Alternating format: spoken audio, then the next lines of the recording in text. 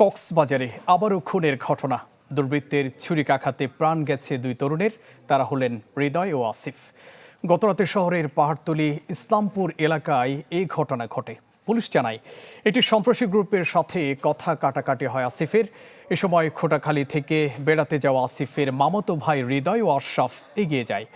দুর্বৃত্তরা তিনজনকেই এলোপাতাড়ি ছুরিকাঘাত করে। ঘটনাস্থলে মারা যায় হৃদয়। আসিফ ও আশরাফকে চট্টগ্রাম মেডিকেলে নেওয়া হলে সেখানে আসিফের মৃত্যু হয়।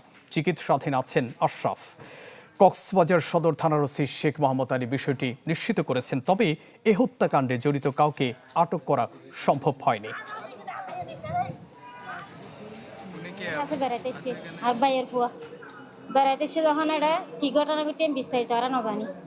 কোন জায়গাতে মরছে আমার সন্তান, কোন জায়গাতে আঘাত হয়েছে এটা আমি জানি না। কেন মারছে আমার সন্তানকে, কারা মারছে এখন আমি কিছু জানি না, কাউকে আমি চিনিও না। কিন্তু কক্সবাজারের মাটিতে আমার সন্তান মৃত্যুবরণ করেছে, এইটাই সত্য। তাই আমি বাংলাদেশ সরকারের কাছে বিনীত অনুরোধ, আমার নিরীহ সন্তানের বিচার এই সরকারের কাছে আমি চাই। আর বিচার কাছে আর খালি করে দিয়ে আর ভাইয়েরা খালি করে বেড়াই আর ভাই তিন বুয়া মা সারা ভূত। তারা আসলে আমরা যতটুকু জানতে পারতেছি তারা চিহ্নিত সন্ত্রাসী দল, যারা একেবারে এরকম নিয়মিত সন্ত্রাসী কার্যক্রম পরিচালনা করে বলে আমরা ধারণা করতেছি। এখনো কারো নাম শুনতেছি না, তবে কয়েকটা গ্রুপের নাম আমরা শুনতেছি। এটা দেহে মরগত গলাই যে আর সিডা মেডিকেল নিয়ে আসা যা ইবো মারা গিয়ে আসলে চরিত্র কি আন তো নজানির কি হারানো মাইজে কি হল্লা মাইজে আর ইতার হন এটা তখন দুষ্কর্ম তাকিন না পারে। আমার ভাই তো নির্দোষ, আমার ভাই কিছু করে নাই, কেন মরছে এটা আমরা বিচার চাই।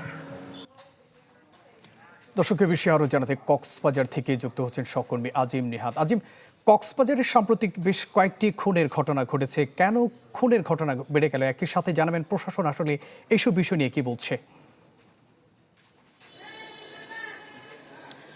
জুবাইর, গত কালকের যে মর্মান্তিক ঘটনা, সেই ঘটনায় কিন্তু দুজন মারা গেছে, কিন্তু এখনো পর্যন্ত কাউকে আটক করা যায়নি। আমরা পুলিশের সাথে কথা বলেছি, সদর মডেল থানার ওসির সাথে কথা বলেছি, তিনি যেটি বলছেন এখনো পর্যন্ত আসলে শনাক্তই করতে পারেনি তারা কারা তাদেরকে খুন করেছে, এবং এখন পর্যন্ত কোনো আসামিও আটক হয়নি। এখনো কিছুক্ষণ আগে এই যে আমি যেখানটা রয়েছি সদর হসপিটালের মর্গ, সেখান থেকে হৃদয়ের মরদেহ কোটাখালীর উদ্দেশ্যে নিয়ে যাওয়া হয়েছে, কিন্তু আশরাফের যিনি আসিফ নামে যিনি মারা গেছেন তার মরদেহ এখনো চট্টগ্রামে রয়েছে। সেখান থেকে কিছুক্ষণের মধ্যে রওনা দিয়েছে, এবং কোথায় এখন পর্যন্ত কোন জায়গায় আছে সেটা এখনো জানেন। তবে আপনি যেটি বলছেন যে সাম্প্রতিক সময়ে আমরা যেটি দেখছি যে জানুয়ারি থেকে শুরু করে এখন পর্যন্ত বেশ কিছু মার্ডার হয়েছে, এবং সবচেয়ে আলোচিত বেশ কিছু মার্ডার হলেও সেই ঘটনাগুলোর কিন্তু কোনো ধরনের অগ্রগতি নেই, এবং টেকনাফে তিনজনকে জবাই করে হত্যা করা হয়েছিল, সেই ঘটনার পর্যন্ত এখন পর্যন্ত কোনো দৃষ্টান্তমূলক কোনো শাস্তি দেখা যায়নি বা কোনো আসামি আটক করতে দেখা যায়নি।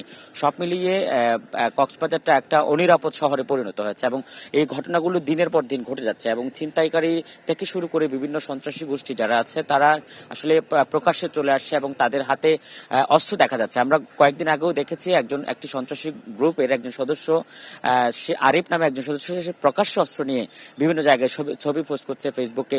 নানা ধরনের ঘটনা ঘটে যাচ্ছে, এই ঘটনাগুলোর কিন্তু কোনো কুল কিনারা মিলছে না। জুবাইর। আজিম, ধন্যবাদ আপনাকে। দর্শক, কক্সবাজারে খুনের ঘটনার সবশেষ খবর জানাচ্ছিলেন সহকর্মী আজিম নিহাত।